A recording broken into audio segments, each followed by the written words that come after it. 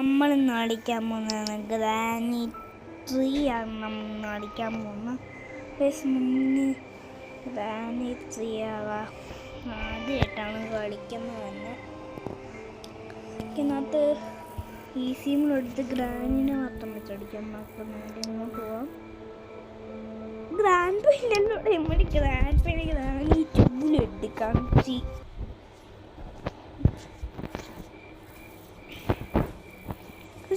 വലിയ കൊട്ടാരോ